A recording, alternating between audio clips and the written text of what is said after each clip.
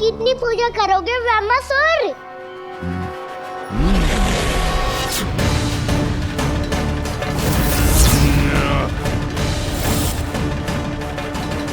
प्रभु तो खेल खिला रहे हैं इससे, और ये खेले जा रहा है विवश होकर, उनकी माया से बाध्य होकर।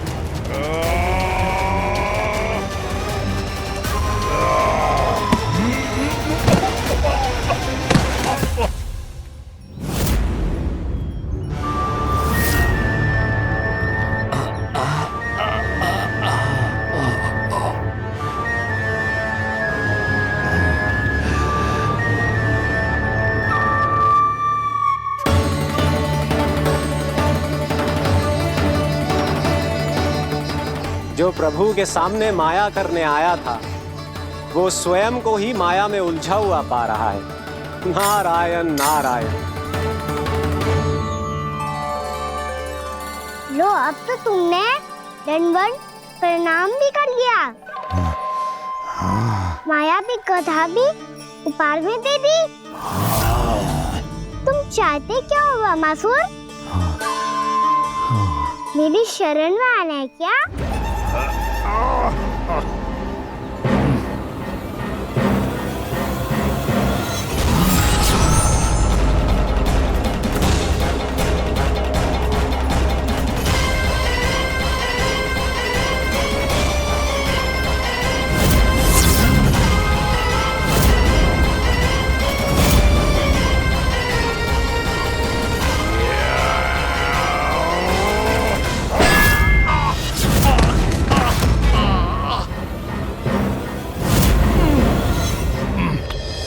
सोच विचार का समय ना है हमारे पास। अपने बालकों की रक्षा के लिए इसी क्षण हमें निकलना होगा। और वो छलिया किसी का भी रूप धारण कर सकते है। सुलक्षणा तेरा, शांति तेरा या मेरा, किसी का भी रूप धारण करके हमें भ्रमित कर सकते हो। इसीलिए हमें सतर्क रहना होगा। समझ आई? चलो।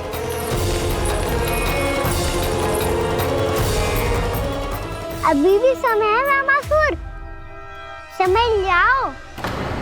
यदि मैया आ गई तो बात गड़बड़ हो जाएगी।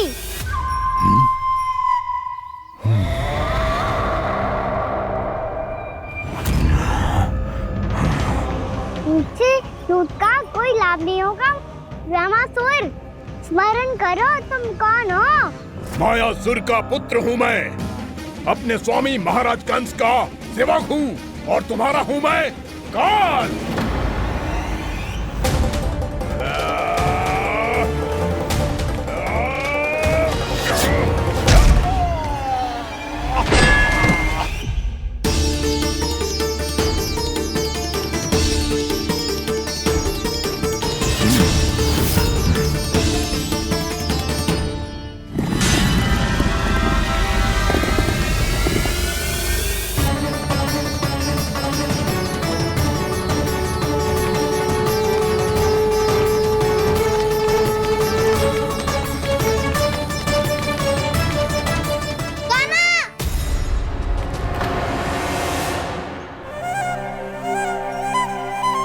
बाबा कहते हैं दुष्टों को पहले बातों से समझाना चाहिए, फिर भी ना माने तो अस्त्र ना उठाना दृढ़ता होती है।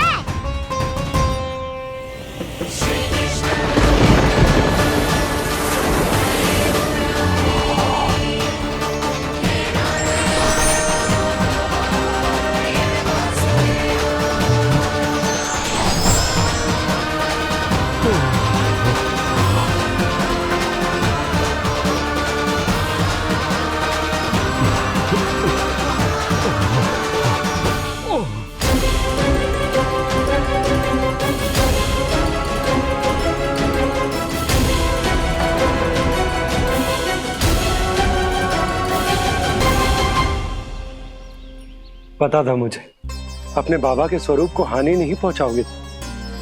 सही कही तुमने। पिता की छवि ही पिता के समान भी आनंदीय होती है। ब्रह्मासुर, ब्रह्मासुर। ये मैं अपने वास्तविक रूप में कैसे आ गया?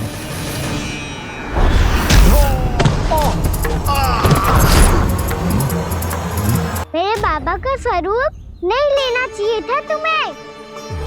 मैया ने सिखाया है, भूल को क्षमा किया जा सकता है, पर जानबूझ के किए गए अपराध के लिए दंड ही एकमात्र विकल्प होता है।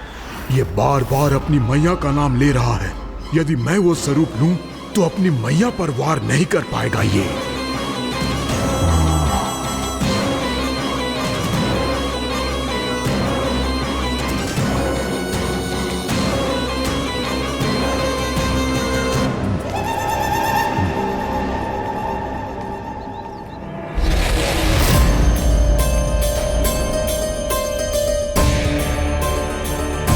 लल्ला, मैं तेरी मैया हूँ, अपनी मैया को मारेगा? बच गया। समझाया था, पर तुमने एक बार फिर से मूर्खता कर ही दी। इस पर तुमने पहले से भी बड़ी और पहले से भी भयंकर भूल किया ब्रह्मासुर।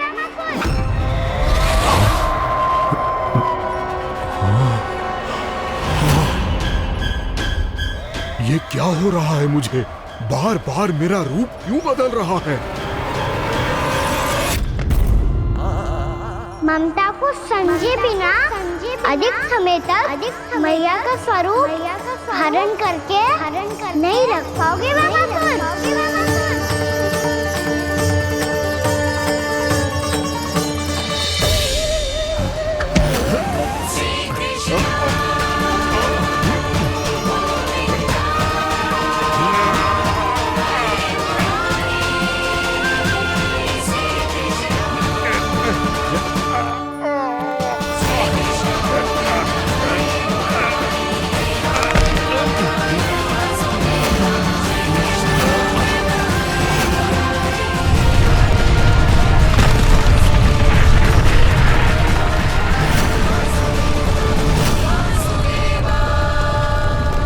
प्रभु के क्रोध से धरती भी कांपने लगी है।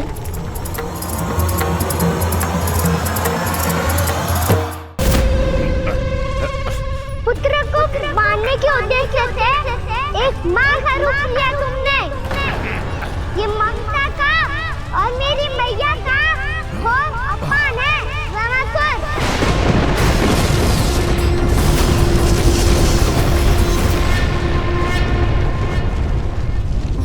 इससे पहले इस असुर के कारण निर्दोष प्राणियों का कोई अहित हो, मुझे कुछ करना होगा। यदि मैं माया का स्वामी हूँ, तो आप भी बल के स्वामी हो। दाऊ, अपनी क्षमता, अपना सामर्थ्य स्मरण करो।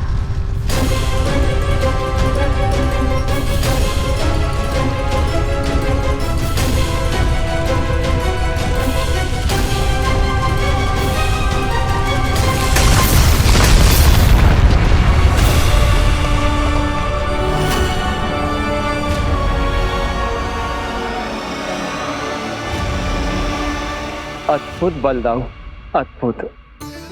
अपने बल का उचित प्रयोग करके आपने प्राणियों को हानि होने से बचा लिया और ये भी सिद्ध कर दिया कि इस युग में आपसे अधिक बलवान और कोई नहीं होगा। आज से आप बलदेव के नाम से भी जाने जाएंगे। आज से आप बलदेव के नाम से भी जाने जाएंगे। आपके चरणों का ये चिन्ह युगों युगों तक आपके बल की कथा कहता रहेगा। बलराम का चरण चिन्ह।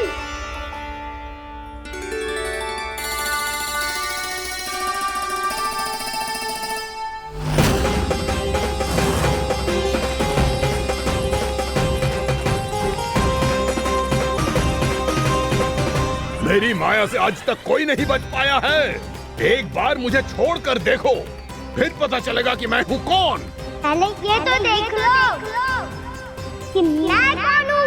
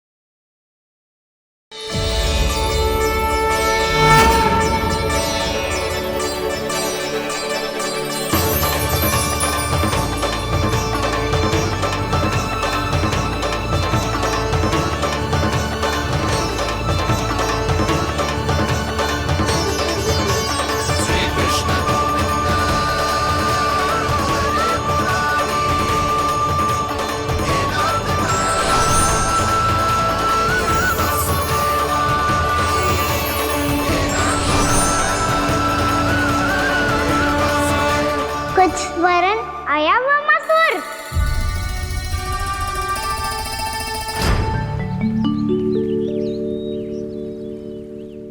बहुत समय पहले की बात है, बहुत बड़े भूमाकर राज करते थे तुम्हें महान राजा भीमम के नाम से जाना जाता था। सब कुछ था तुम्हारे पास, पर शांति नहीं थी। इसीलिए शांति की खोज में अपना संपूर्ण राज अपने पुत्रों को सौंप कर हिमालय पर्वत की ओर चल दिए।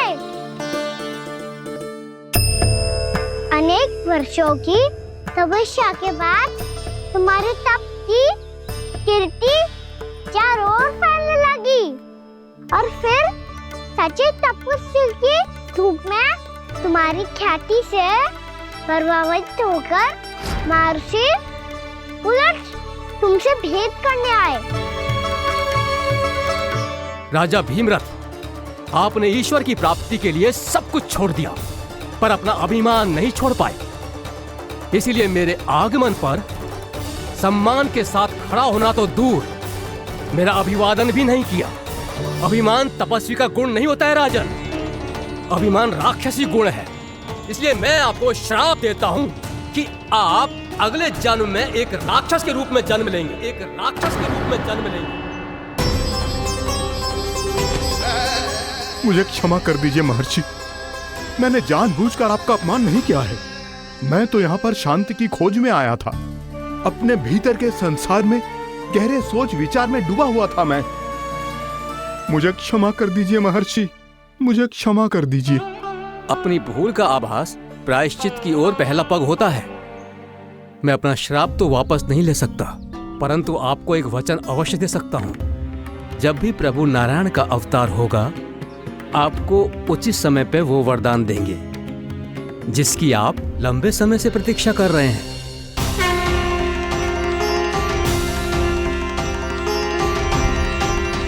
प्रभु, आपने मेरी आंखें खोल दी। अब मुझे पता चल गया है कि आप कौन हैं और मैं कौन हूँ। इसलिए आप मुझ पर कृपा करके अपने चरणों में स्थान दे दीजिए। मुझे वो शांति प्रदान कीजिए जिसकी खोज में मैं वर्षों से भटक रहा हूँ। शांति तो मोक्ष में ही है, इसीलिए मैं तुम्हें मोक्ष का वरदान देता हूँ।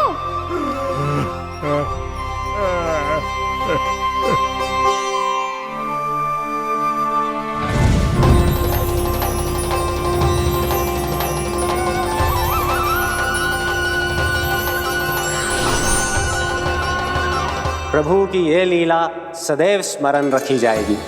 इस स्थान को इनका आशीर्वाद मिलेगा और इस कंदरा को व्योमासुर की कंदरा के रूप में पहचाना जाएगा। भविष्य में अनेक ऋषि मुनियों की शरण स्थली बनेगी ये कंदरा। दीदी, ये कोई साधारण बालक ना है। ऐसा चमत्कार कोई साधारण बालक थोड़ी ना कर सकते हो।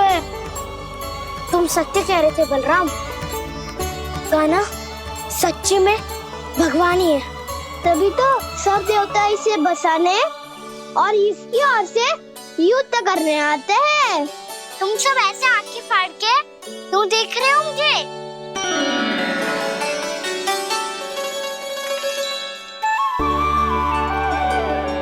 बलराम, तुम बलवान हो और कान्हा भगवान है। दूर दूर तक कोई दिखाई न दे रहा है। ना जाने किस हाल में होंगे बालक। कहीं हम ही तो मार्ग ना भटक गए शीघ्रता के चक्कर में। अब तो एक पग भी ना चलो जा रहे हो। जल, किसी के पास जल है क्या? कंठ तो मेरा भी सूख रहा है मौसी। भाभी, निकट ही जमुना जी है, कहूँ तो वहाँ से जल ले आओ। मैं भी जा रही हूँ भाभी, एक से भले दो। हाँ चल, शीघ्रता से आओ। हाँ।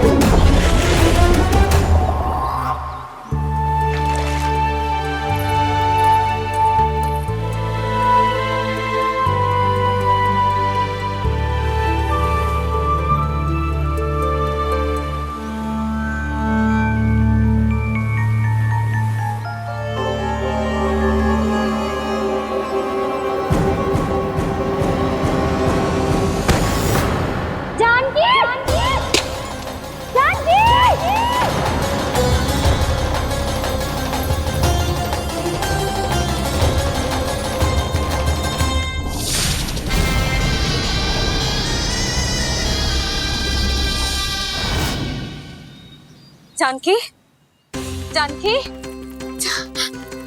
क्या होगा इसे? देखो ना जी, अब छलिया की सूचना मिलते ही हम सब बालकों को ढूंढने चली गई और ढूंढते ढूंढते सबको बहुत प्यास लगी आई जी। तो जानकी जमुना जी की नदी से जल लेने गई और उसने जमुना जी का पानी पिया और उसकी जेदशा हो गई। बालक कहाँ है? वो ठीक तो है ना? ऊपर से सब ठीक है, पर भीतर से बहुत भयभीत है सब। जानकी तो बिल्कुल नीली पड़ गई है। लग तो है विष फैल गया है इसको पूरे तन में। मथुरा के सर्वश्रेष्ठ विदेह जी को बुलाए गए हैं उसके उपचार के लिए। जैसे ही इसने जल को मुंह से लगाया, ये गिर पड़ी। चटपटाने का अवसर भी ना मिलो। हाँ वैद्य जी, और निकटी मृत पशु भी पड़े हुए थे। हाँ, मैंने भी अस्थियां देखी थी। इसका तो यही अर्थ हो सकता है कि समस्या वहाँ के जल में ही हो। वैद्य जी, आप रोगी की नाड़ी पे ध्यान दो ना। जे गोपिया क्या कह रही है उसे सुनने की आवश्यकता ना है। जब तक विष के कारण का पता नहीं चल जाता, हम उपचार कैसे कर सकते हैं रानी जी? जी, वो निकट ही यमुना जी में एक विशेष क्षेत्र है। ये सब उसी के जल की बात कर रहे हैं। तब तो ऐसा भी हो सकता है कि किसी विषैले सर्प के काटने का प्रभाव हो।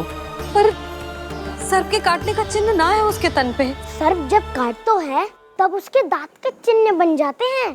मुझे पता है, बड़े बड़े सर्प को काटते हुए देखो है मैंने। एक दिन अब बस कर उज्जवल, ये बड़ी बड़ी हाँकने का समय ना है। पर यदि सर्प ने ना काटा है, फिर जानकी की ये दशा किसने की? अवश्य किसी राक्षस ने की होगी। नाना, कोई विषैला पशु भी तो हो सकता है। यह अवश्य किसी माँ विषैले सर्प के विष से हुआ है। सर्प ने भले ना काटा हो, लेकिन यह अवश्य ही किसी महाविषैले सर्प के विष के कारण हुआ है। कालिया नाग। कालिया नाग?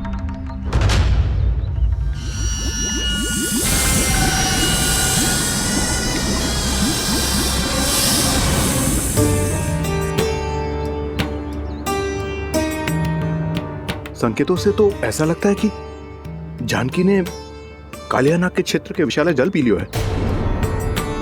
कालिया नाग एक लोक श्रुति है, कल्पना में गढ़ी हुई एक कथा, और कछु न है।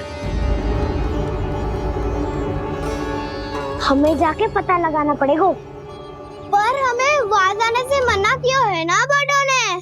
उज्जवल सही कह रहे हो है। इस समय जानकी के स्वार्थ से अधिक महत्वपूर्ण और कछु ना है। जानकी हमारे लिए ही जलाने गई थी जी, ना मैं उसे जाने देती ना जैसा वो तो। वैद्य जी आप शीघ्र कछु करो, कैसे भी कछु भी करो, पर इसके प्राण बचा लो। यशोदा, धैर्य रखो, श्री नारायण पर विश्वास रखो, वो सब ठीक कर देंगे।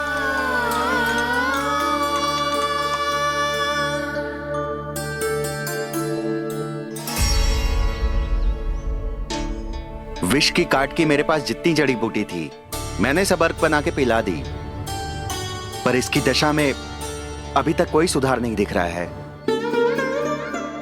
यह अंतिम जड़ी बूटी है, अगर इससे भी चमत्कार नहीं हुआ तो फिर जो नारायण की इच्छा।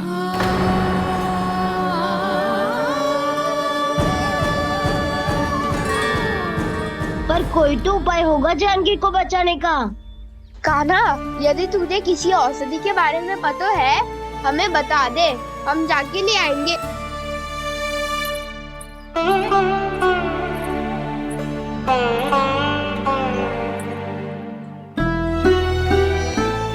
हे नारायण, हे प्रभु, मेरी जानकी के प्राण बचा ले प्रभु। या तो मैं अपने आप को कभी क्षमा न कर पाऊंगी। ये सारी मेरे ही कारण बनाई थी।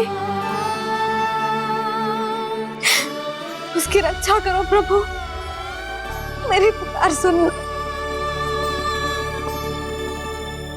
कान्हा, तूने हमें वत्सासुर से बचाया था ना, और बकासुर से भी तो, और छलवे से भी तो तूने ही बचाया था ना हमें।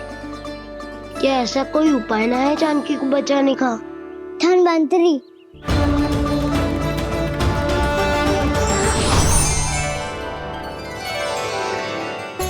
मैं आ गया हूं प्रभु, चिंता मत कीजिए,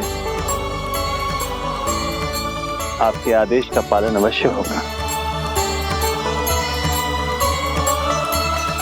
यशोदा मैया,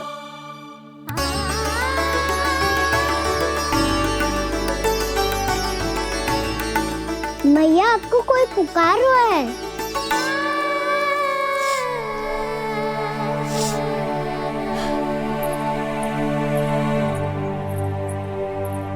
चिंता मत करो मैया, अब धन्वंतरी जी आ गए हैं, वो सब संभाल लेंगे। धन्वंतरी जी कौन है? जिन्होंने संसार का आयुर्वेद दिया, आरोग्य के देवता, वे श्री नारायण के अवतार।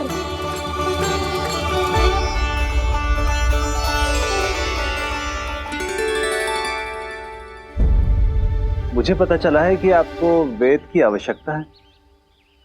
हाँ हाँ, भीतर आइए। आइए आइए बैठे जी, जी रहे। मथुरा का सर्वश्रेष्ठ वैद्य अर्थात मैं यहां आ चुका हूं और रोगी को जितनी औषधि की आवश्यकता थी सब दे चुका हूं। निश्चित रूप से आपने विष की काट के लिए बहुत ही उत्तम अर्क तैयार किया है, इसीलिए किसी और वैद्य की आवश्यकता नहीं है। किंतु आप अकेले कितना कुछ करेंगे वैद्यराज, मुझे अपना सहायक ही बना लीजिए। पर जो करना था मैं पहले ही कर चुका हूं। हाँ, वो तो आप कर चुके हैं, बस रोगी के तन से विष निकालना शेष है ना वैद्यराज? हाँ हाँ, बस वही शेष है। इनके रक्त को विष रहित करने में मैं आपकी सहायता करूंगा। पहले ये संजीवनी मानी जाने वाली इन लाल फूलों की बूटी को भी घिसना है ना?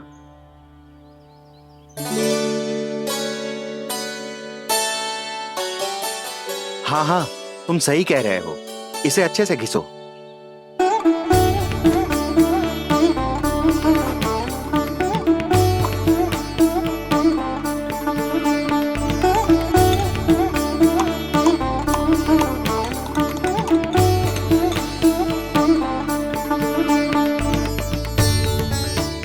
और ये नीले फूलों को भी तो मिलाना है ना?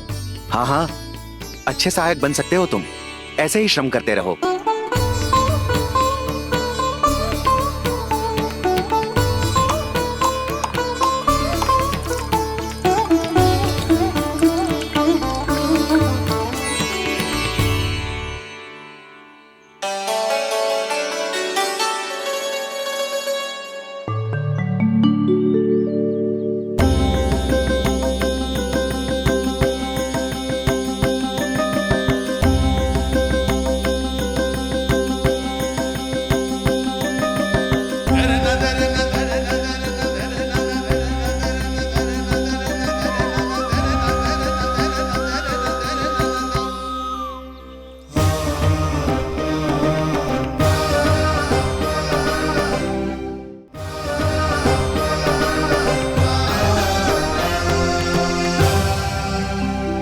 जानकी स्वस्थ तो हो जाएगी ना धन्वंतरी जी? धन्वंतरी? प्रभु, अब मैं क्या करूं? आपने तो स्वयं ही मेरी पहचान उजागर कर दी। जी क्या करो कान्हा? आप सब ऐसे क्यों देख रहे हो? मैया कहती है ना, सभी वेद धन्वंतरी जी का ही रूप होते हैं। वाह कृष्णा, चतुर तो हो तुम। वैसे वास्तविक धन्वंतरी मैं हूँ। मेरा अर्थ है वास्तविक वैद्य मैं हूँ। ये तो मेरा सहायक है, मुझे पूरा विश्वास है बिल्कुल ठीक हो जाएगी। वैसे ही थोड़े ना मुझे मथुरा का सर्वश्रेष्ठ वैद्य कहते हैं लोग।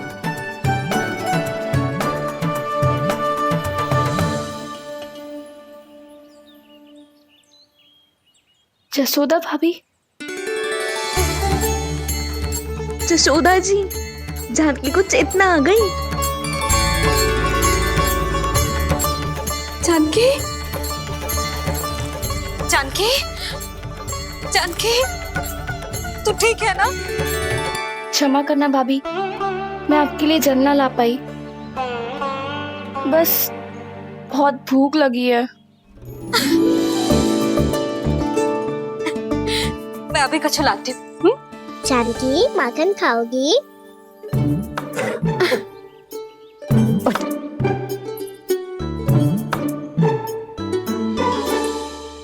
आजा, तू ही खिला दे लल्ला।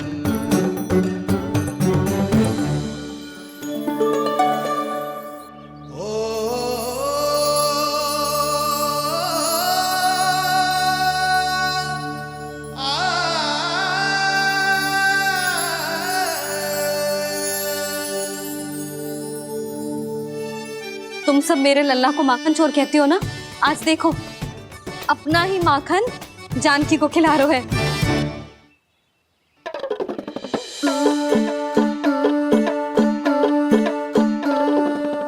थोड़ा और विश्राम कर लो।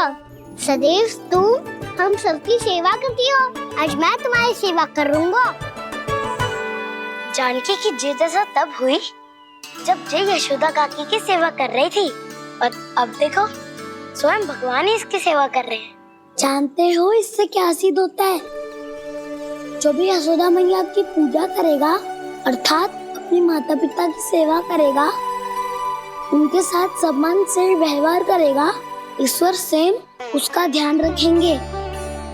कभी धन्वंतरी के रूप में तो कभी स्वयं कान्हा के रूप में। भक्त और भगवान का देखो कैसा ये अनुराग, स्वयं करे सेवा प्रभु, अद्भुत गोपी का भाग्य। प्रभु इन सब पृथ्वीवासियों से कितना घुल मिल गए हैं। ना तो ये प्रभु को भगवान मानते हैं और ना ही प्रभु अपने आप को इनसे सर्वश्रेष्ठ समझते हैं। अपने आचरण से ये सिद्ध कर रहे हैं कि ये सभी में हैं और सभी इनका ही अंश है।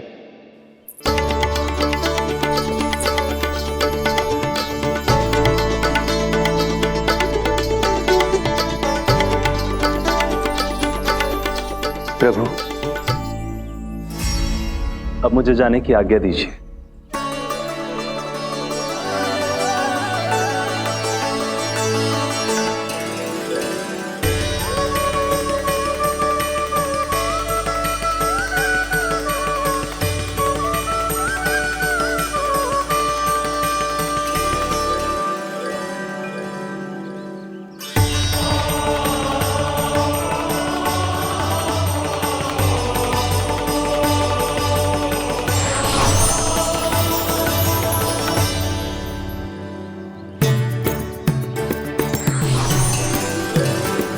कान्हा ने तो सच्ची में धन्वंतरी जी को बुला लिया था।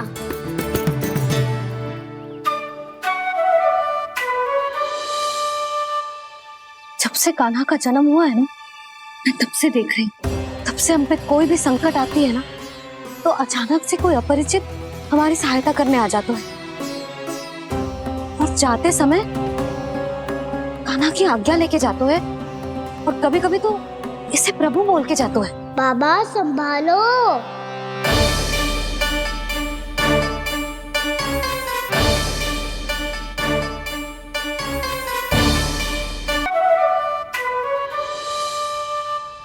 जब से कान्हा का जन्म हुआ है ना, मैं तब से देख रही हूँ, तब से हम पे कोई भी संकट आती है ना, तो अचानक से कोई अपरिचित हमारी सहायता करने आ जाते हैं।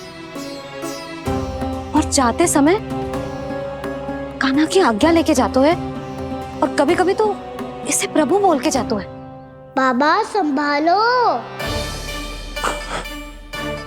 यशोदा, इस जानकी को चढ़ो है और विचित्र विचार तुम्हारे मन में है। अरे सब जानते हैं कि हमारा परिवार राजसी, तुम्हें पता ना चलते हो वो, पर हमारे कान्हा को सब राजकुमार ही समझते हैं देखकर। इसीलिए उसे सम्मान देने के लिए सब ऐसा ही करते हैं, और कोई बात ना है।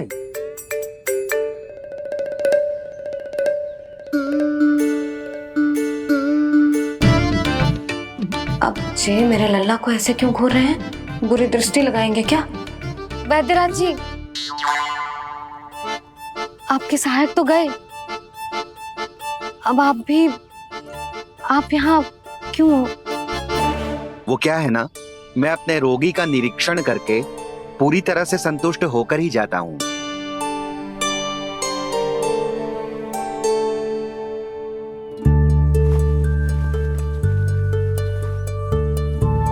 हाँ, संकेत तो अच्छे हैं, कल सुबह तक बिल्कुल ठीक हो जाएगी।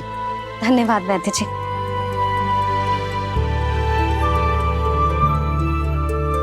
बस तो फिर हम कल पकड़न पकड़ाई खेलेंगे जानकी।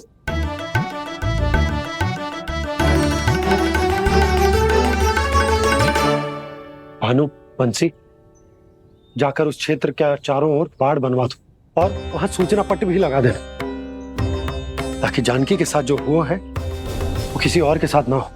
शीघ्र जाओ। जी ठीक है।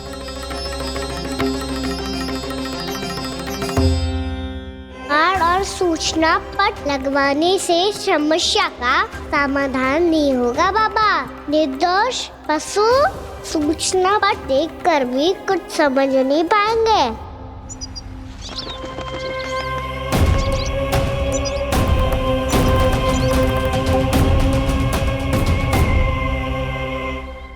तो तुम्हारे कहने का अर्थ यह है कि व्योमासुर मारा जा चुका है, और वो बालक अब भी जीवित है। हाँ महाराज, मैंने गोप बालकों को कहते सुना था कि कृष्ण ने छलिया को मोक्ष दे दिया है, पर वृंदावन सुरक्षित नहीं है महाराज। वो एक बहुत बड़ी समस्या से जूझ रहे हैं। कैसी समस्या? गांव के निकट क्षेत्र में किसी विषैले सर्प का निवास है। उसके विष का प्रभाव इतना भयानक है महाराज, जैसे विष ना हो, स्वयं हलाहल हो। मेरी कोई भी औषधि रोगी का उपचार नहीं कर पा रही थी। निकट के क्षेत्र में कहाँ है वो सर्प? गोप मानते हैं कि वो सर्प गांव के निकट यमुना नदी के जल में रहता है। मुझे तो लगता है महाराज, ये कालिया नाग की कथा कोई किंवदंती या लोक श्रुति नहीं, एक सच्चाई है, एक विषैली सच्चाई।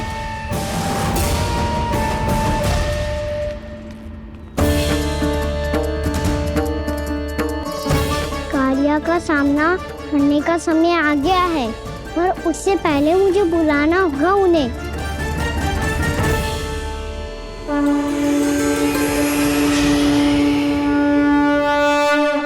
संसार के दारुण भय का नाश करने वाले, सभी कष्टों का हरण करने वाले, विश्व का समस्त ऐश्वर्य प्रदान करने वाले, कमल जैसे लोचन, मुख और चरणों वाले आजानुभुज श्री राम को मैं बार बार नमस्कार करता हूँ। आपदामपहर्तारं दातारं सर्व संपदा लोकाभिरामं श्री रामं भूयो भूयो नमाम्यहम्। काकभुसुंडी काकभुसुंडी काकभुसुंडी। प्रभु क्षमा करें, मुझे जाना होगा।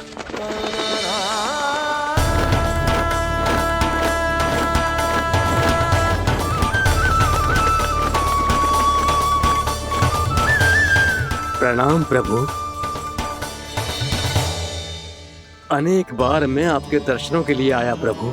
कभी नंद भवन के झरोखों से आपके दर्शन करके चला जाता था, तो कभी दूर किसी वृक्ष की आड़ से आपको निहार लिया करता था।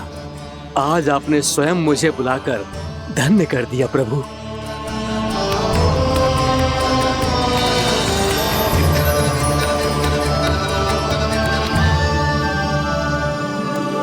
मैंने आपको यहाँ एक विशेष कारण से बुलाया है। आपके श्राप से इस कालिया नाग को मुक्त करने का समय आ गया है। ये तो बहुत ही उत्तम समाचार है प्रभु। इतने वर्ष बीत गए, मुझे आज भी स्मरण है वो दिन जब मैंने उन्हें श्राप दिया था। अपने क्रोध पर नियंत्रण खोकर बहुत बड़ी भूल कर दी थी मैंने प्रभु। बीती हुई घटनाओं पर दुखी होके कोई लाभ नहीं है। हमें भविष्य की ओर देखना होगा।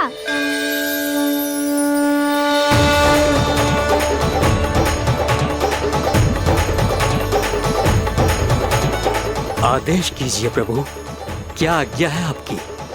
जब मैं कालिया नाग का सामना करने जाऊं, तो आप यही रहेगा। आपको अपने आप पता चल जाएगा कि कब क्या करना है। और हाँ, लौटते जाते समय नारद मुनि से कहिएगा, वो आकर मुझसे भेंट करे। अवश्य प्रभु, प्रणाम। क्या इसने सच्ची में देवर्षि नारद को बुलाया है? नारायण नारायण। आपको संदेश भेजने की आवश्यकता नहीं थी। आप स्मरण करते और मैं चला आता। तुम्हारा कल्याण हो नारद।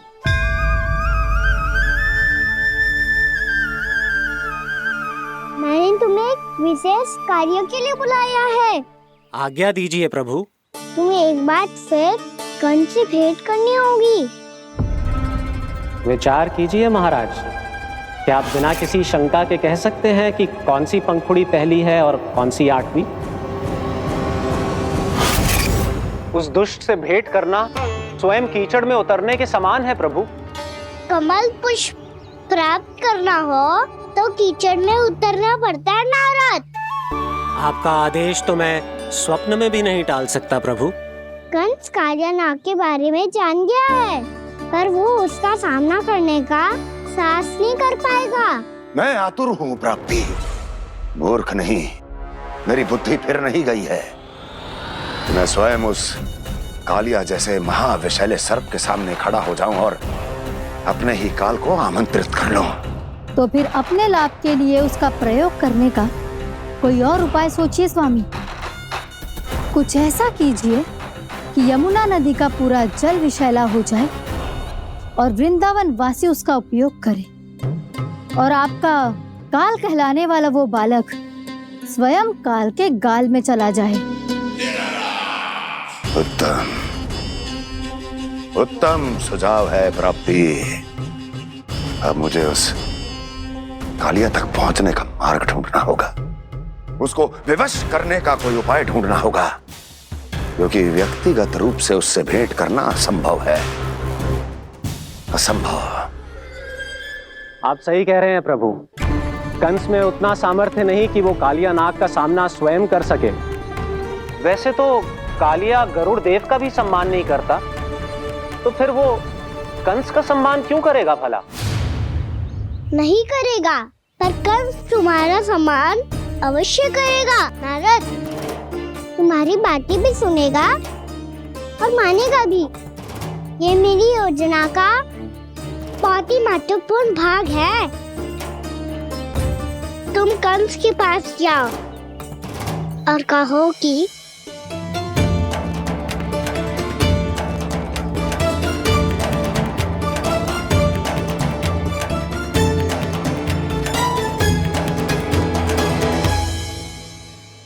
संतान अपने माता पिता को तीर्थ का सौभाग्य दिलाती, और मेरा लल्ला कितना महान कि उसने हमारे घर को ही तीर्थ बना दिया। ऐसा तीर्थ जहां मेरी आंखों के सामने भक्त और भगवान का मिलन हो रहा है। जो आज्ञा प्रभु।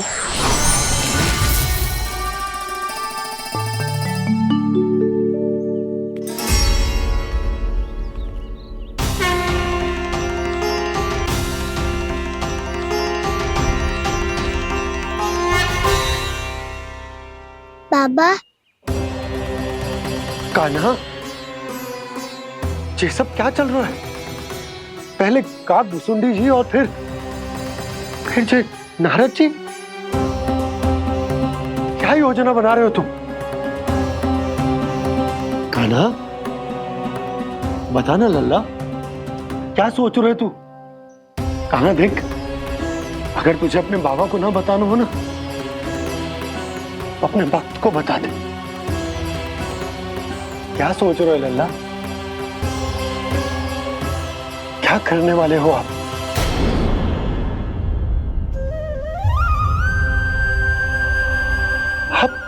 आप इतने दुखी क्यों हो? कान्हा, कान्हा, क्या होगा? क्योंकि मुझे आभास हो गया है बाबा, समय आने वाला है। कौन सा समय आने वाला है लल्ला? सीधे सब कुछ बदलने वाला है। भैया को मेरा सत्य पता चल जाएगा बाबा।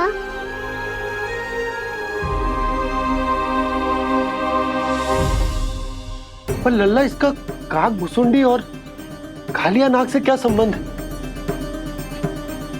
ऐसा क्या हुआ था और क्या होने वाला है?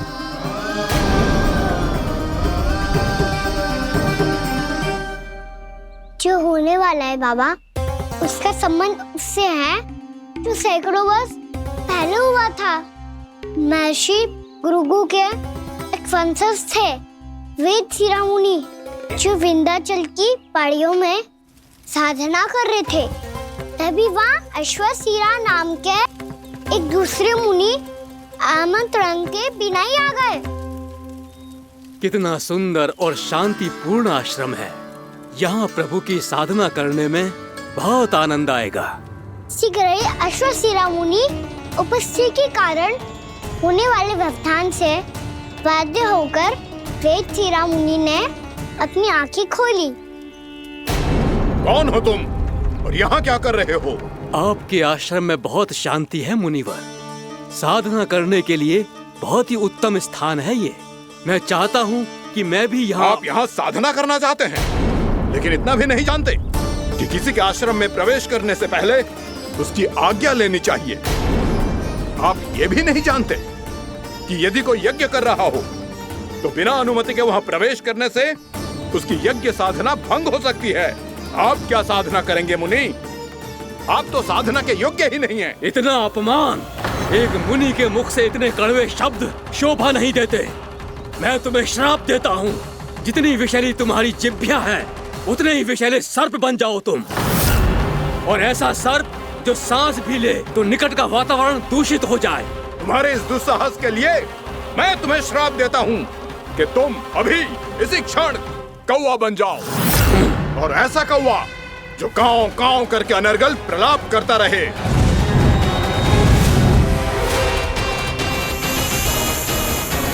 ये मैंने क्या किया? ये मैंने क्या किया? क्रोध के कारण दोनों ने एक दूसरे को श्राप दे दिया। पर दोनों ही मेरे भक्त हैं और भगवान होकर मैं अपने भक्तों को इतनी कठिनाई में कैसे देख सकता था? इसीलिए जिस संकट में उन दोनों ने अपने आप को फंसा लिया था, उसका समाधान करने में मैं उनके पास गया।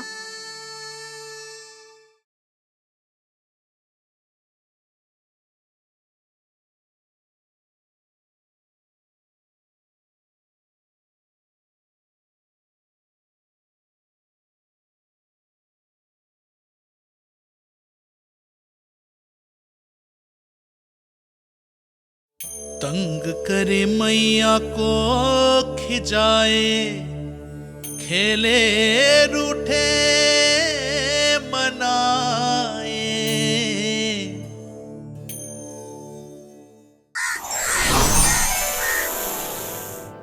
देखिए ना प्रभु, ये क्या हो गया हमसे? हमारी रक्षा कीजिए प्रभु, मार्ग दिखाइए हमें। क्रोध पर नियंत्रण ना होने के कारण आप दोनों ने एक दूसरे को बहुत ही भीषण संकट में डाल दिया है। अब दोनों ही तपस्वी, तप के बल से दिए गए आपके श्राप को लौटाना भी संभव नहीं है। प्रभु कोई तो उपाय होगा, हम आपके शरण में हैं प्रभु। अपराध तो हमसे हुआ है प्रभु, पर अब आपसे ही आशा है। कुछ ऐसा कीजिए भक्त वत्सल, जिससे हम दोनों के श्राप का प्रभाव कुछ कम हो जाए। आप दोनों ही मेरे भक्त हैं, इसलिए आपकी पीड़ा का निवारण करने का एक उपाय है मेरे पास। वेद शिरामुनि, जब आप कालिया नाग बनेंगे तो आपको मेरे चरणों को अपने शीश पर धारण करने का सौभाग्य मिलेगा। और अश्र शिरामुनि, आप काग योनि होने के बाद भी आप श्रेष्ठतम ज्ञान और सर्वाधिक यौगिक सिद्धियों के स्वामी होंगे और प्रवचन दिया करेंगे। इसके बाद अश्वशिरा मुनि काकभूषुंडी बन गए, जिन्होंने आगे चलकर स्वयं गरुड़ देव को रामायण सुनाई। और मुनि वेदशिरा, महर्षि कश्यप और देवी कैत्रियों के पुत्र कालियानाग बनकर जल में। और अब वही कालियानाग जमराज में, जिनके कारण जानकी के प्राण लगभग चले ही गए थे। अब कालियानाग को उचित स्थान पर भेजने का समय आ गया है बाबा। पर ये तो अच्छी बात है कान्हा, वेदशिरा मुनि को दिया हुआ तुम्हारा वचन भी पूरा हो जाएगा, जमुना जी की शुद्धि भी हो जाएगी। इस सब के बाद भी तुम दुखी क्यों हो? क्योंकि इसके बाद मैया के सामने मेरा रहस्य खुल जाएगा बाबा। उन्हें पता चल जाएगा कि उनका बालक कोई साधारण बालक ना है। विश्व में जो होने वाला है उसे सबके सामने घटने से रोकना मेरे लिए भी संभव ना होगा। मैया को सब पता चल जाएगा। क्या पता चल जाएगा रे मुझे?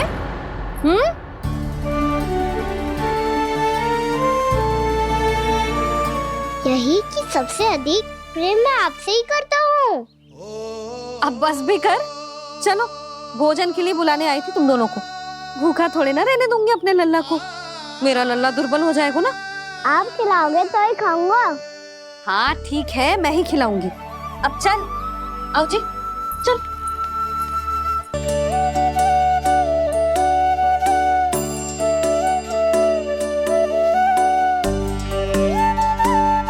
मैया खेलो ना मेरे साथ। मैया सुनो ना, मेरी बात ना मानोगी? अभी बहुत कार्य पड़े लल्ला, देख जानकी को औषधि भी देने जानो है ना। औषधि मैं दे दूंगा, फिर तो खेलोगी ना आप मेरे साथ। पिछले कुछ दिनों से अपनी मैया का अधिक से अधिक प्रेम पाने का प्रयास करो है कान्हा। इसका तो एक ही अर्थ हो सकता है कि कछु बहुत बड़ो होने वाला है। कान्हा रुक जा लल्ला। कान्हा क्यों तंग कर रहा है? मैया को पहन लेना। कान्हा, कान्हा, ये क्या करो तूने?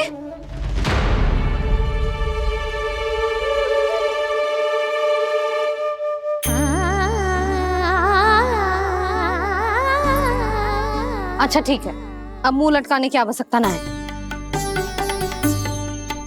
ये ले।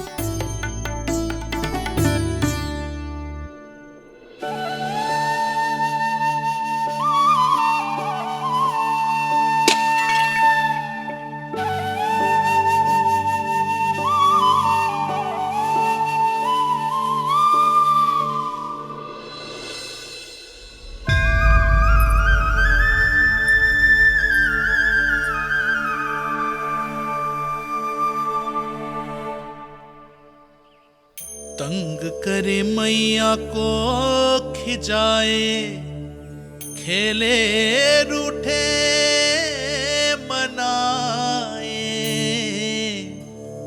लीला अनोखी करके शरारत, कान्हा दंड भी पाए।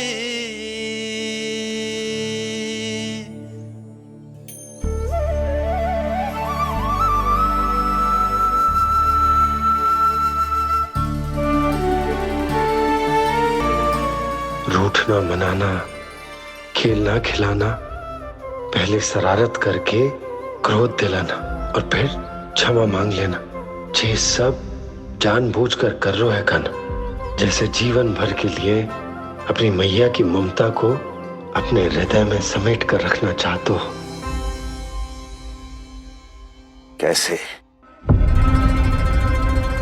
कैसे करूं उस कालिया से मित्रता, कैसे करूं उसका उपयोग?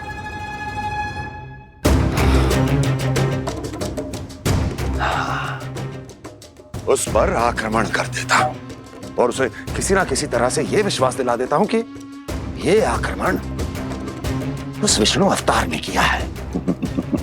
फिर वो क्रोध में आकर सारे वृंदावन वासियों को अपने विष से समाप्त कर देगा। उचित है, ये उचित है।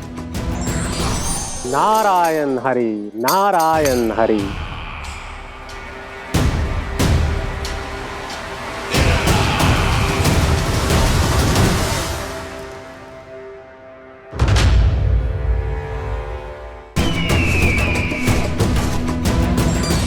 नारायण हरि, नारायण हरि।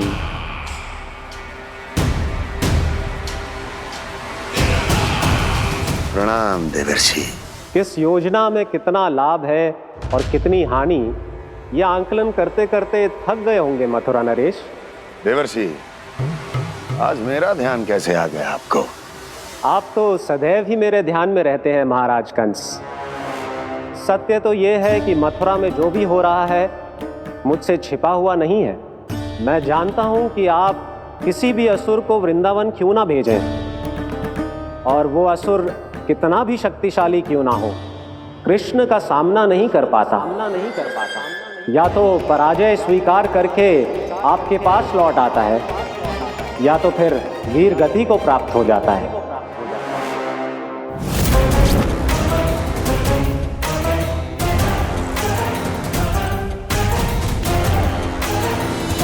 वाह, मुझे मेरी असफलताएं स्मरण कराने आए हैं, मेरे घाव को खुरेदने आए हैं, उन पे नमक छिड़कने आए हैं। मित्र को शत्रु समझने की भूल मत कीजिए महाराज कंस। मैं तो आपकी सहायता करने आया हूं। हाँ, और मेरी सहायता। कृष्ण विष्णु अवतार है, आप विष्णु के भक्त हैं। मैं हूं विष्णु द्रोही, फिर भी तो आपके आराध्य को हानि पहुंचाना चाहता है, उसकी सहायता करना चाहते हैं आप। क्या आप निश्चित रूप से कह सकते हैं कि आप ब्रह्मांड के सभी नियमों को अच्छी तरह समझते हैं? अवश्य। आपके लिए बस इतना ही जानना पर्याप्त होगा कि मैं जो कुछ भी कर रहा हूं उसके लिए मेरे व्यक्तिगत कारण हैं। मैं तो बस आपके हित में पिछली बार की तरह एक सुझाव लेके आया था, पर यदि आप मेरा सुझाव सुनना भी नहीं चाहते तो आपकी इच्छा। नारायण हरि, नारायण हरि। कारण चाहे जो हो, इनके पिछले सुझाव के कारण ही आज मेरे शत्रुओं की संख्या कम है। अन्यथा मैं देवकी के अन्य पुत्रों को भी जीवित छोड़ देता, और आज वो सब अपने भाई के साथ मिलकर उसकी शक्ति को अनेक गुणा बढ़ा देते हैं। ठहरिए देवऋषि।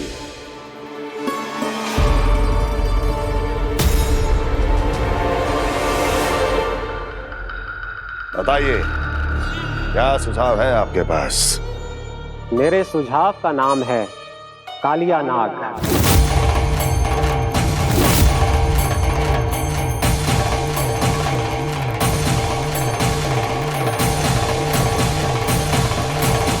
उसके विषय में मैं जानता हूं देवऋषि। तो समस्या ये है कि मैं स्वयं उससे मिलने नहीं जा सकता, उससे भेंट नहीं कर सकता। उस कृष्ण की हत्या के लिए उसको वृंदावन जाने के लिए तैयार नहीं कर सकता। तो मत जाइए उसके सामने और ना उसे भेजिए कृष्ण के सामने। हर बार आप किसी ना किसी असुर को अपने शत्रु के क्षेत्र में भेजते हैं, जहां शत्रु उसका सामना करने के लिए पूरी तरह से तैयार होता है और आपका असुर मारा जाता है। इस बार शत्रु को युद्ध स्थल चुनने का अवसर मत दीजिए महाराज। इस बार योजना का जाल ऐसे बुनिए कि कृष्ण स्वयं उसके पास जाने के लिए विवश हो जाए। कालिया नाग स्वयं काल है, मृत्यु का दूसरा नाम है। उसके विष का उपयोग अपने लाभ के लिए कीजिए महाराज। वैसे कालिया के विष की अधिकता का अनुमान तो होगा ही आपको।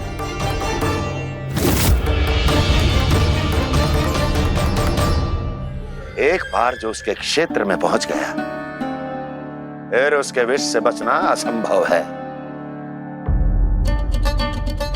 उचित सुझाव है देवर्षि, उचित सुझाव है। देवर्षि, उस छलिया विष्णु की भक्ति करते करते आप भी उसके रंग ढंग सीख गए हैं। उचित है, उचित है।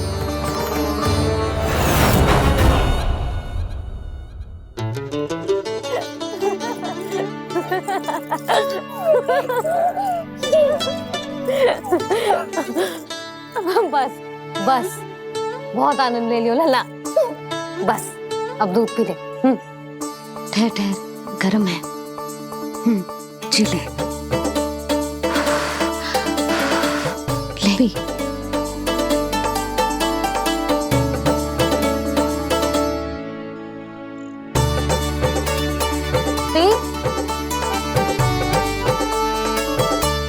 मैं ना होती तो ना जाने क्या हो तो तेरा।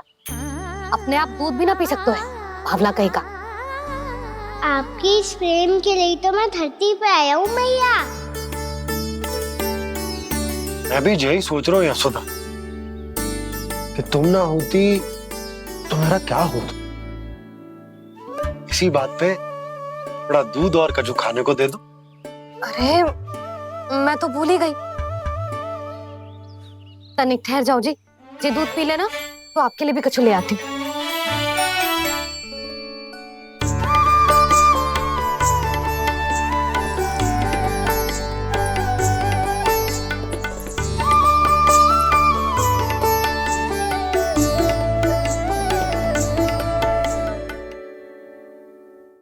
प्रणाम महाराज। आपकी आज्ञा के अनुसार बिल्कुल वैसा ही पत्र तैयार किया है जैसा आप चाहते थे।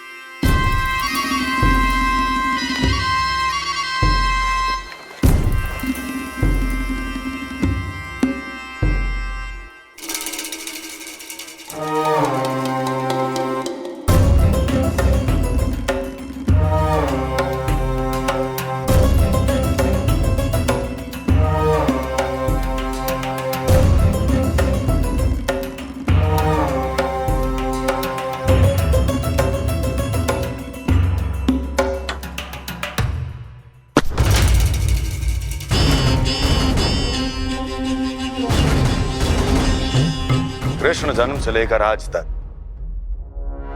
ये मेरी सबसे महत्वपूर्ण योजना है। इसका सफल होना निश्चित है दूत, किंतु केवल वही करना जैसा मैंने कहा है। जाओ।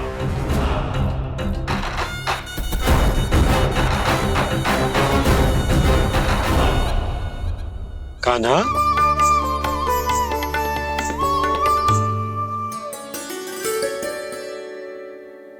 क्या होगा? बाबा, मैं चाहता हूँ कि मैया की स्वमता क्रिस्टल फ्रेम की वर्षा मुझ पे सरतेव ऐसे होते रहे। वो तो होती रहेगी लल्ला। अपने लल्ला के लिए किसी मैया का प्रेम कभी कम हो सकता है भला? नंदराज, वो मथुरा से एक दूत आयो है महाराज कंस का राजपत्र लेके।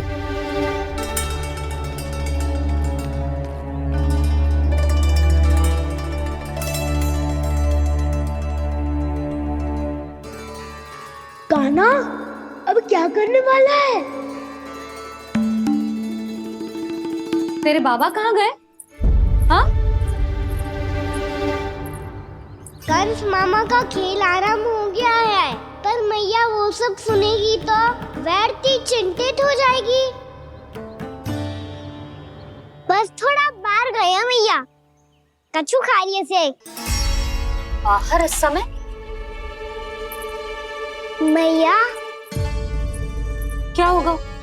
मैया देखो ना, पीठ पे कछु हो रहा है। मेरा हाथ ना पहुंचो, आप करो ना। दिखा। यहाँ? क्षमा करना मैया, पर अभी बाबा को ही संभालने दो ये सब। कहिए, क्या संदेश लाए हैं आप? नहीं नंदराज, नहीं। महाराज कंस का आदेश है कि ये संदेश सभी गांव वालों के साथ ही पढ़ा जाए। ठीक है, मैं गांव वालों के सामने पढ़ दूंगा, पर मुझे तो दीजिए पढ़ने के लिए। महाराज की आज्ञा का पालन करना आपके लिए भी आवश्यक है नंदराज। सभी गांव वासियों की सभा बुलाइए। बंसी, सभी गांव वालों की सभा बुलाओ। राजपत्र में ऐसा क्या संदेश भेजो है कंस ने? अब मेरे पत्र को पढ़कर सब भौचक के रह जाएंगे। और वो कृष्ण, उस कृष्ण के पांव के नीचे से तो भूमि खिसक जाएगी, आकाश फट पड़ेगा, बिजलियां गिर जाएंगी। प्राप्ति, ओ प्राप्ति, कंस का पत्र। स्वयं को बहुत अधिक शक्तिशाली समझता है ना वो। अब देखता हूं कैसे वो इस महासंकट का सामना करता है।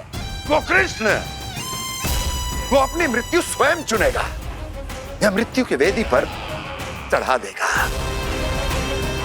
प्रिय वृंदावन वासियों को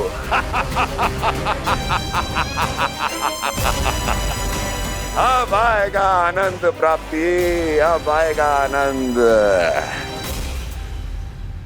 सबको इकट्ठा करवा के ही पढ़वाएगो। अवश्य ही कोई विशेष संदेश दिया होगा कंस ने।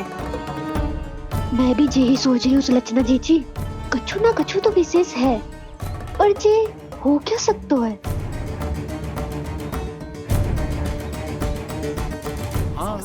बात तो सही है। ऐसा क्या हो सकता है? सभी गांव वासियों के सामने कहा जाए, कछु तो विशेष अवश्य लग रहा है। बाहर तक कोलाहल क्यों हो रहा है? मैया, मैया, अब क्या होगा? मैया देखो ना, सर पे कछु हो रहा है। लल्ला, नारायण ने तुझे हाथ दिए हैं ना? पीठ की बात अन्य थी। अपने सिर की सेवा स्वयं कर। सर पे तो हाथ पहुंच रहा है ना?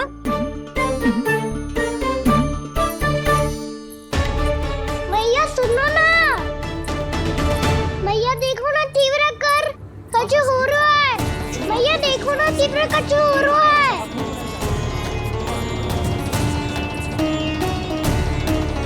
सब लोग आ चुके हैं, अपना संदेश सुनाइए आप।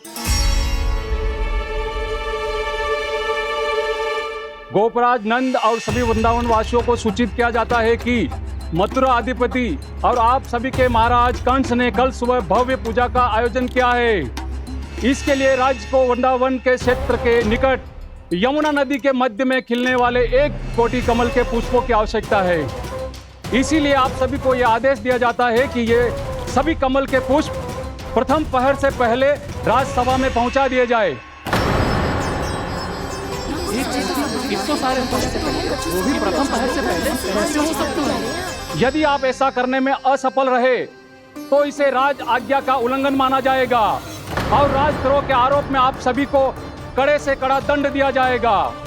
स्मरण रहे, यदि कल की पूजा में इन 1 कोटि कमल के पुष्पों का ना पहुंचने के कारण कोई व्यवधान आया तो समस्त वृंदावन वासियों को दोषी माना जाएगा और पूरे गांव को निवासियों सहित धूल में मिला दिया जाएगा। कल प्रथम पहर तक का ही समय है आप सबके पास।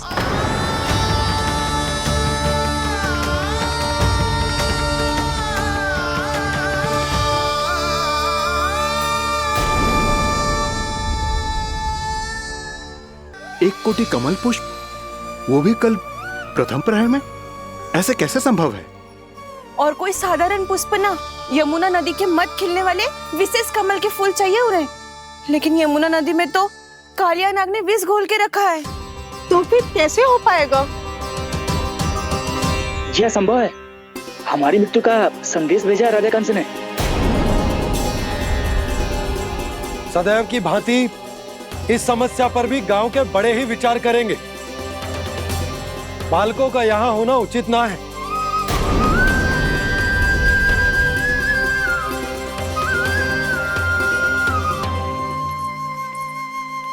लल्ला ले, जे गेंद ले, जा अपने सखाओं के साथ खेल। सुबह उज्जवल, मधुमंगल वसंता, देखो भैया ने क्या दिया है। चलो खेले, बहुत आनंद आएगा आज।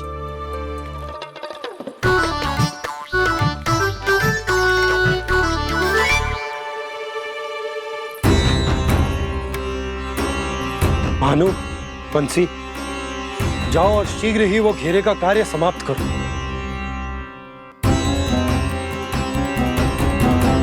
पर कछु ना कछु तो करना पड़ेगा ना। पर हम कर ही क्या सकते हैं? पुष्प लाने को और कोई उपाय है भी तो ना। मैं चला जाऊंगा जमुना जी में।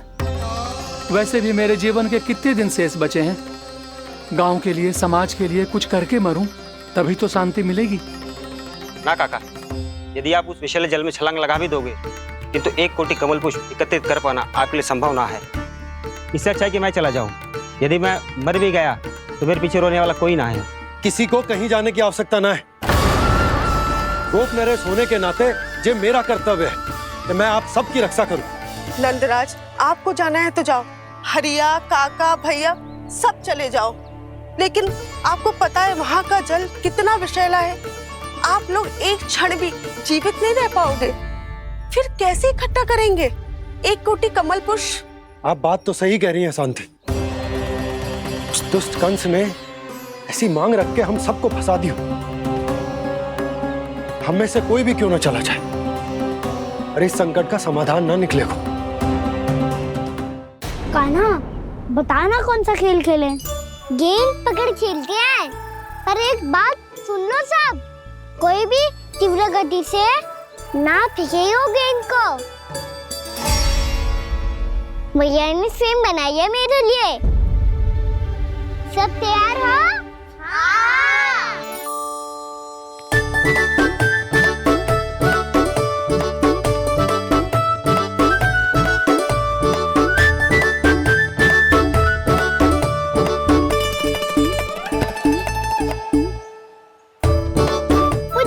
मुझे दो।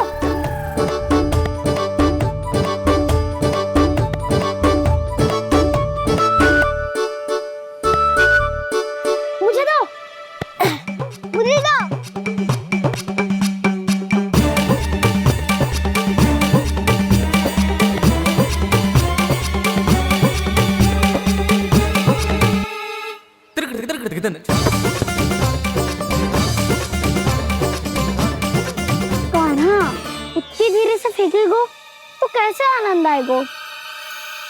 थोड़ा बल लगा के फेंक। हाँ कान्हा, हम अभी बड़े हो गए हैं, तू अब भी छोटे बालकों की तरह फेंक रहा है।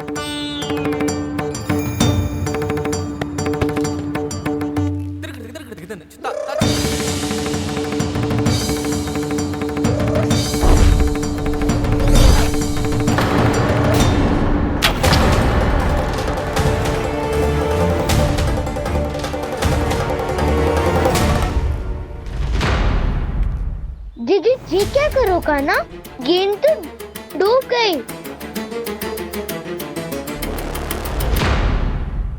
अच्छा, तो ये सब इसकी योजना का भाग था ताकि ये कालिया का सामना कर पाए।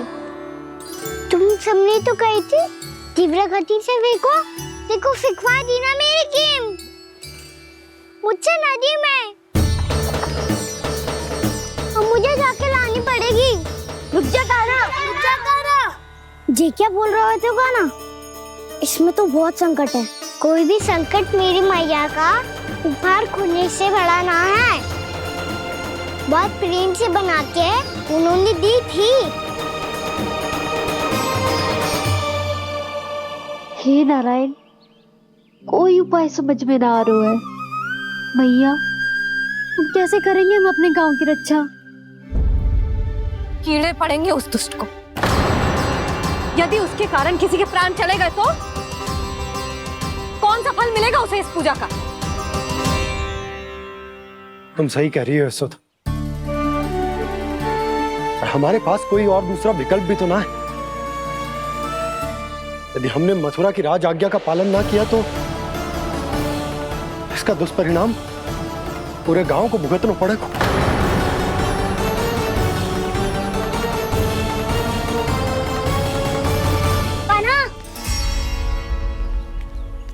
तुम्हें पता है कि तू भगवान है, दिव्य है, बहुत शक्ति है तुझमें।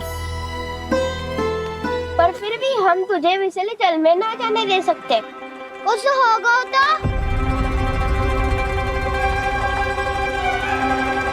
तुम सब इतनी हट कर रहे हो तो ठीक है, ना जाऊंगा। गेंद कहाँ गिरी है, कितनी दूर गई है, ये तो देख लूं, ताकि उसे बाहर निकालने का कोई उपाय ढूंढ पाऊं।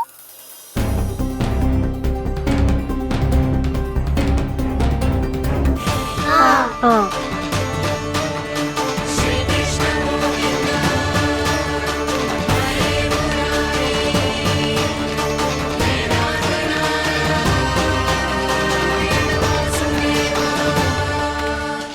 कान्हा की ये लीला तो समझ ही नहीं आ रही। पहले इसने देवश्री नारद को मथुरा जाकर कंस को भड़काने के लिए कहा, फिर स्वयं ही दुखी भी हो गया कि अब इसका रहस्य सबके सामने खुल जाएगा। और अभी स्वयं ही तो इसने कहा था कि गेंद बहुत महत्वपूर्ण है, फिर स्वयं ही उसे नदी के विषैले जल में फेंक दिया।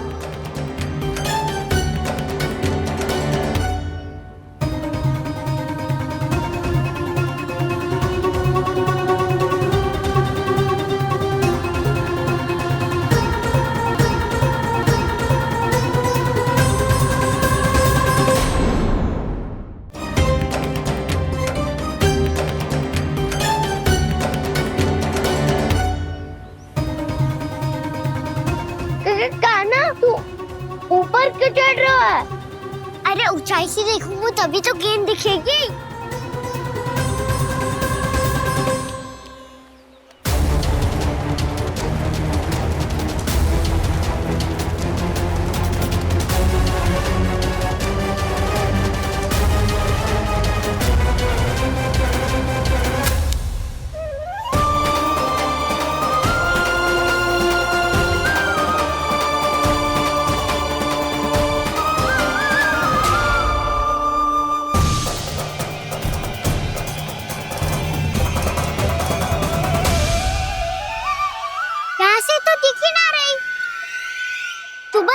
से फेंकी थी ना? ना वहां से फेंकी थी। कहाँ से? देखा ना वहां से। समझ में आ रहा? ठीक बताना कहाँ से फेंकी थी?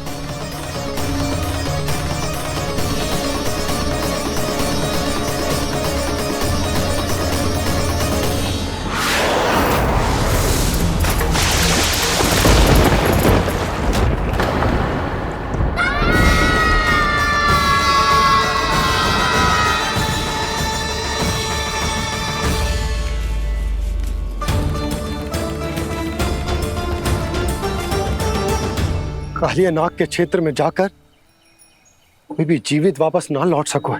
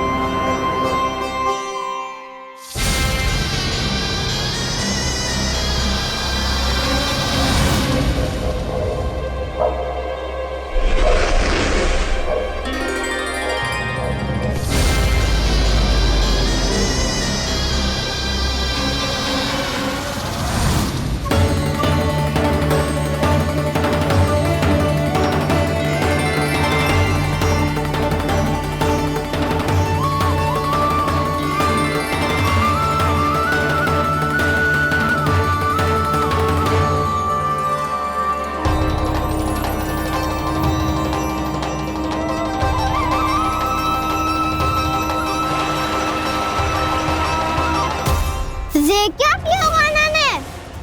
कालिया नाग तो उसे देखते ही निकल जाएगा।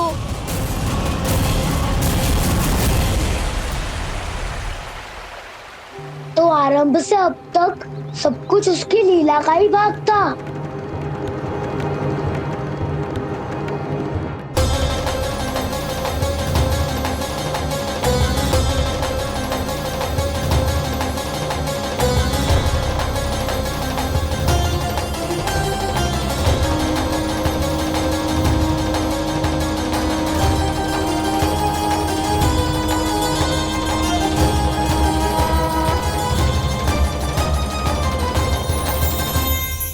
इतना सुंदर रूप, मन मोहने वाली मुस्कान, अद्भुत तेज और भगवान जैसी दिव्यता। कौन हो तुम? हाँ, तुम्हें देखकर तो हम सब सम्मोहित ही हो गए।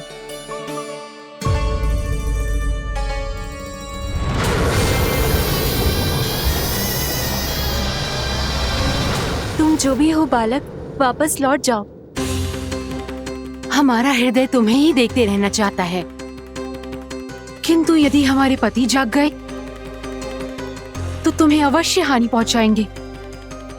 ये बहुत विषैले है बालक, कालकोट जैसे भयानक। इनके विष से तुम नहीं बच सकोगे। नंदराज, कालिया नाग के विष का प्रभाव बढ़ते ही जा रहा है। पहले 8 कोस तक उसके विष का प्रभाव था, अब तो 1 योजन से अधिक क्षेत्र में फैलो है। जल पीने के प्रयास से अनेक पशु मारे गए हैं और नदी के निकट के वृक्ष और वनस्पति सब नष्ट होने लगे।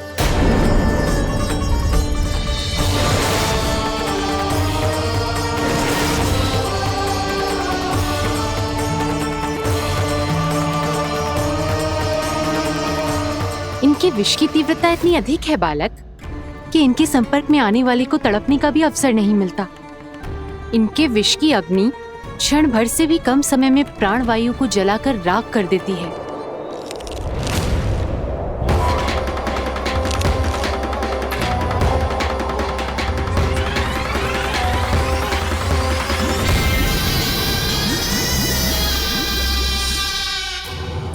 तब तो समस्या और भी गंभीर हो जाएगी।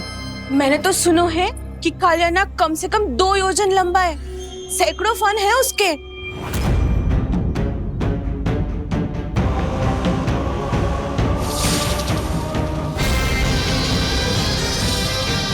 इसका अर्थ तो ये है कि हम दोनों ओर से फंस गए। एक और कंस को 1 कोटि कमल पुष्प देने जो कि कालिया नाग के क्षेत्र में पड़ते हैं, और दूसरी ओर उस कालिया नाग का विष यमुना जी के क्षेत्र में बढ़ता ही जा रहा। इसके कारण हम ही नहीं, निर्दोष पशु पक्षी भी संकट में। इन दोनों समस्याओं का एक ही समाधान है, उस कालिया नाग का सामना करना। और ये ना समझ आ रहा कि हम ये करेंगे कैसे, क्योंकि ये बात साधारण मनुष्य के बस की ना है। हमारे लिए ये असंभव है।